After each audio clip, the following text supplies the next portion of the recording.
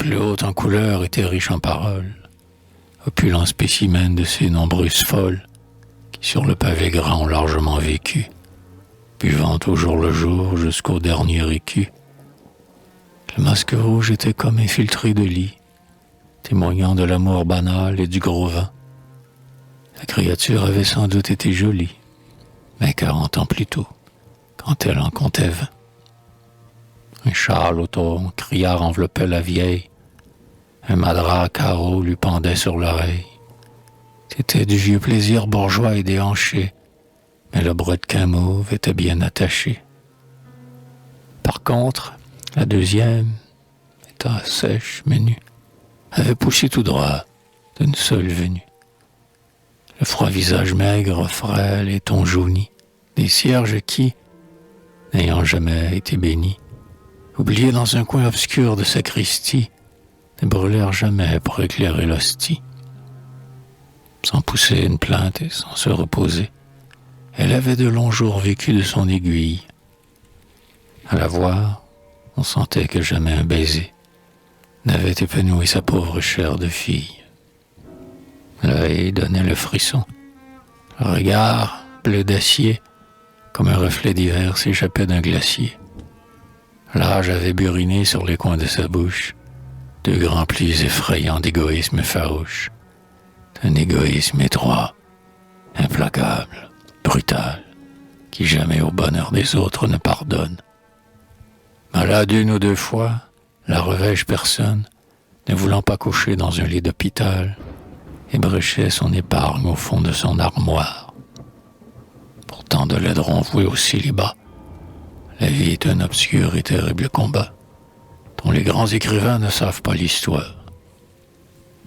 Le chômage avait pris le reste de son gain. Robe verte jadis, un long fourreau de serge drapait les angles droits de cette antique vierge, étouffant ses cheveux sous un étroit béguin.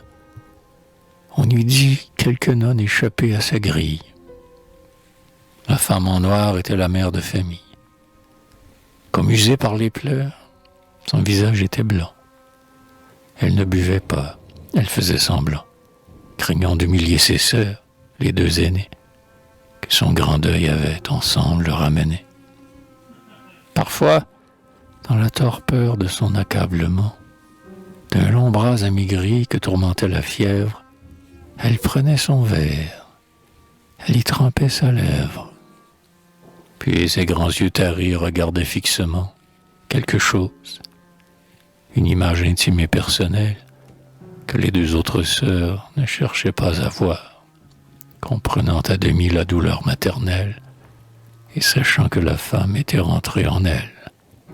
Il trouvait dans son cœur comme un fond de miroir où dormait l'enfant mort, jeté dans un trou noir à la fosse commune, au bord de la tranchée, où la foule anonyme à la hâte est couchée. C'était son dernier-né, chérubin de 7 ans. Les deux autres étaient partis depuis longtemps. L'un en mer, aux lueurs de sa mauvaise étoile, à bord d'un long 3 mâts, tout chargé d'émigrants, et le corps, mal cousu dans un lambeau de voile, on ne sait où, flottait au hasard des courants. L'autre, pris pour la guerre, avait suivi l'armée, sans rien voir, emboîtant le pas dans la fumée. Mais la faucheuse avait couché les bataillons, drus comme épis tombant au revers des sillons. Dans un pli de ravin, au bord de la mer Noire, on l'avait mise en terre, un lendemain de gloire, empilé sur un tas de vaillants inconnus, pauvre mort dépouillé, enseveli tout nu, aussi nus qu'en sortant du ventre de leur mère,